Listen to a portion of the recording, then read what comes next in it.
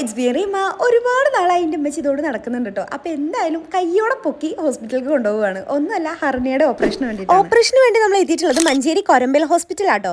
റഹ്മത്തുള്ള ഡോക്ടറാണ് അമ്മച്ചിനെ കൺസൾട്ട് ചെയ്യുന്നത്. അത്യാവശ്യം നല്ല നീറ്റ് ആൻഡ് ക്ലീൻ ആയിട്ടുള്ള റൂം തന്നെ കേട്ടോ നമുക്ക് കിട്ടിയിട്ടുള്ളത്. അമ്മച്ചിക്ക് ഓപ്പറേഷനൊന്നും ഒട്ടും പേടില്ലാത്തതുകൊണ്ട് തന്നെ 3-3.5 കൊല്ലമായിട്ട് ഇത് കൊണ്ടു നടക്കുന്നുണ്ട് കേട്ടോ. ഇനി ഇത് കൊണ്ടു നടക്കണ്ടെന്നുള്ള തീരുമാനത്തിന്റെ അവസാനമായിട്ടാട്ടോ ഈ കൊരമ്പയിൽ എത്തിയിട്ടുള്ളത്. ഞങ്ങൾ പുറത്തുള്ളവരും അകത്തുള്ള അമ്മച്ചി നന്നായിട്ട് അറിയുന്നുണ്ടായിരുന്നു കേട്ടോ. ഇറങ്ങുന്ന സമയത്ത് പ്രത്യേകിച്ച് പറഞ്ഞു മക്കളെ വെച്ച് അങ്ങ് ഉള്ളിക്ക് കേൾക്കുന്നുണ്ടായിരുന്നു അത്.